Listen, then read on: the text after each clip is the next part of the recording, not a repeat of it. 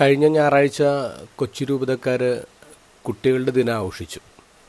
Joseph കരയിൽ പിതാവാണ് കുട്ടികളോട് സംസാരിച്ച്. അപ്പോൾ പിതാവോട് ചോദിച്ചു, നിങ്ങൾക്ക് ഇഷ്ടപ്പെട്ട സിനിമകൾ പറയാം. കുട്ടികൾ 3 സിനിമകൾ പറഞ്ഞു: ആവേശം, പ്രേമലു, മഞ്ഞുമൽ ബോയ്സ്. അപ്പോൾ പിതാവ് പറഞ്ഞു, ഏറ്റവും മോശമായിട്ടുള്ള സിനിമകളാണല്ലോ നിങ്ങൾക്ക് ഏറ്റവും കൂടുതൽ ഇഷ്ടപ്പെട്ടത്. പിതാവ് പറഞ്ഞത് ഇങ്ങനെയാണ്: സിനിമ നിറയെ അടിയും പിടിയും കുടിയാണ്. നമ്മൾ പുറമേ നോക്കുമ്പോൾ ഈ സിനിമകൾ മഹാവിജയമാണ്. കാരണം ഫ്രണ്ട്ഷിപ്പ് ഗ്ലോറിഫൈ ചെയ്യുന്ന സിനിമകളാണ്. അതുകൊണ്ടാണ് കുട്ടികൾക്കും യൂത്തിനൊക്കെ അത് വളരെ ഇഷ്ടപ്പെട്ടത്. പക്ഷേ അതിൻ്റെ ഉള്ളിൽ കിടക്കുന്നത് എന്താ? അതിൻ്റെ ഉള്ളിൽ കിടക്കുന്നത് മുഴുവൻ ഈ തല്ലും വെള്ളോടിയും വലിയാണ്. അതിങ്ങനെ ഗ്ലോറിഫൈ ചെയ്യാണ്. അതാണ് ഹീറോ സ്റ്റൈലെന്നാണ് പറയുക. ഇന്നത്തെ ഗോസ്പൽ ശരിക്കും അത്ര സിനിമകൾ ചെയ്യുന്ന ആൾക്കാർക്കുള്ളതാണ്.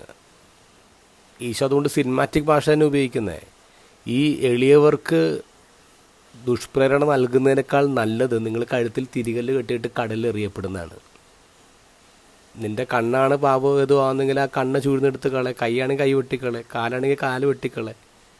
കെടാത്ത തീയും ചാകാത്ത പുഴുവും ഒക്കെ സിനിമാറ്റിക് ലാംഗ്വേജ് യേശു ഉപയോഗിക്കുന്നത്. സിനിമ നല്ലതാണ്, പക്ഷെ അത് ഉറകിട്ട് പോയാൽ അത് എന്തിനെ കൊണ്ട് അതിന് ഉറ കൂട്ടും എന്നാണ് ചോദിക്കുന്നത്.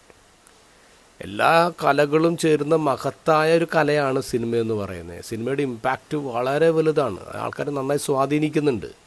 എൻ്റർടൈൻമെൻറ്റ് മാത്രമല്ലല്ലോ സിനിമയുടെ ലക്ഷ്യം എന്ന് പറയുന്നത്. സമൂഹത്തെ കൺസ്ട്രക്റ്റ് ചെയ്യണ്ടേ?